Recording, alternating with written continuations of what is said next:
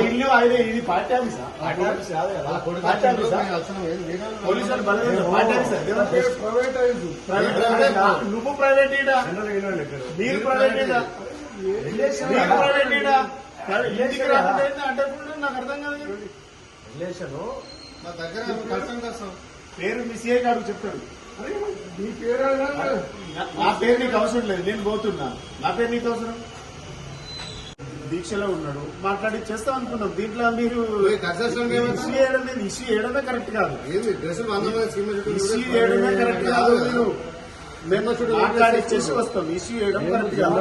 Permission ఇస్తున్నాం. Individual appointment ఇప్పుడు మీరు పర్మిషన్ తీసుకుంటే వాళ్ళ కొడుకే ఉన్నాడు. అయినా వచ్చి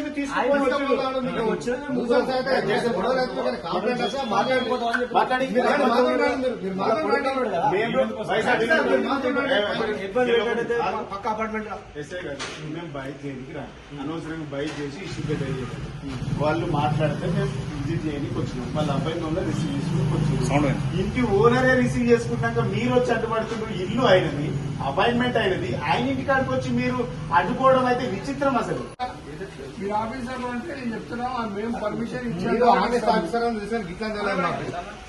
మేము అట్లాంటేమో మా పర్మిషన్ ఇట్లాంటి వ్యవస్థ అసలు దేశంలో జరగదు.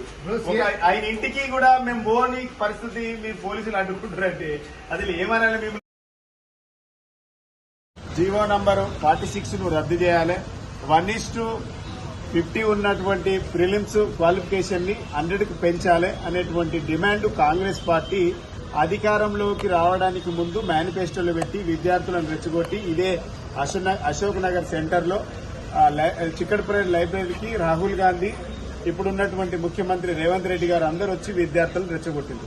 ఆ డిమాండ్లను పరిష్కరించమని ప్రభుత్వం అధికారంలోకి వచ్చిన రోజు నుంచి నిరుద్యోగులు అనేక రూపాల్లో నిరసన కార్యక్రమాలు తెలియజేస్తూ ఉంటే ఎక్కడికక్కడ నిరుద్యోగులను అణిచివేస్తూ ఉంది ప్రభుత్వం, అడ్డుకుంటుంది, అక్రమ కేసులు పెడుతుంది ఈ ప్రభుత్వం. మోతీలాల్ నాయక్ ఈ డిమాండ్లు పరిష్కరించానని 9 రోజులు దీక్ష చేస్తే రాత్రే విద్యార్థిని విరమింపజేసిండ్రు. అదేవిధంగా విద్యార్థులు మహాధర్ణ పేరు మీద ఇందిరా పార్క్ దగ్గర పెడితే అక్కడ కూడా పరిష్కారం కాలేదు. విద్యార్థుల మా సమస్య పరిష్కరించలేదని చెప్పేసి నిరుద్యోగులందరూ కలిసి పబ్లిక్ సర్వీస్ కమిషన్ ముట్టడించారు. అయినా పరిష్కారం జరగదు. దాదాపుగా 10,000 మందిని అరెస్ట్ చేసిండ్రు. అయినా సమస్య పరిష్కారం కాలే. పరిష్కారం దిశగా అడుగులు వేయట్లేదు, చర్చలు జరపట్లేదు. ఈ రోజు దాన్ని కంటిన్యూగా బక్క జర్సన్ గారు కాంగ్రెస్ పార్టీ మేనిఫెస్టో తయారు చేయడంలో ఒక కీలకమైనటువంటి వ్యక్తి, కాంగ్రెస్ పార్టీ కార్యకర్త, ఇలా సీనియర్ నాయకుడు. ఇలా కాంగ్రెస్ పార్టీ సీనియర్ నాయకుడు మేము ఎన్నికల ముందు వాగ్దానం చేసినాం, అవి నెరవేర్చాలి, నిరుద్యోగులు రోడ్ల మీదకి వస్తుండ్రు, వాళ్ళ ఉసురు తలుగుతుంది, వాళ్ళ డిమాండ్ పరిష్కరించాలనేటువంటి ఒక న్యాయబద్దమైనటువంటి డిమాండ్ తోని నిరసన చేస్తూ ఉంటే నిరసన కార్యక్రమాన్ని కూడా ఇలా ఈ రాష్ట్ర ప్రభుత్వం అడ్డుకుంటుంది. ఆయన ఆరోగ్యం క్షీణించింది, ఇప్పటికి 9వ రోజు. ఇప్పటికైనా ప్రభుత్వం కళ్ళు తెరవాలి. ఆయన ఒకటే అంటున్నాడు, ప్రభుత్వం ఆ రోజు హామీ ఇచ్చింది, హామీలను నెరవేర్చాలి. డిఎస్సి 25,000 మెగా డిఎస్సి అన్నారు, 11,000కు తగ్గించి డిఎస్సి వేసింది. అదే విధంగా ఇవన్నీ కూడా అనేక కార్యక్రమాలలో కాంగ్రెస్ పార్టీ చేసినటువంటి మోసాలను ఎండగడతా డెఫినెట్ గా వదిలే ప్రసక్తి లేదు. ప్రాణ త్యాగానికైనా సిద్దమంటుంటూ ప్రభుత్వం ఇప్పటికైనా మొండికి పోకుండా దీన్ని తెగదాకా లాకుండా చర్చలు జరపాలా. నిరుద్యోగుల జీవితాలతో ఆడుకోవద్దు.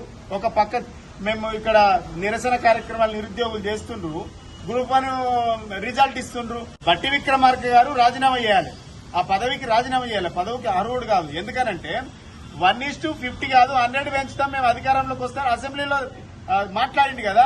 ఇలా 1:50 అనౌన్స్ చేసింది, రిజల్ట్ వచ్చింది అంటే మీ మాట ఫెయిల్యూరు, మీ మేనిఫెస్టో ఫెయిల్యూరు, ఇదొక బోగస్. మీ మాటలు మీ మేనిఫెస్టో బోగస్. కాబట్టి వెంటనే బట్టి విక్రమార్క గారు రాజీనామా చేయాలని డిమాండ్ చేస్తాం.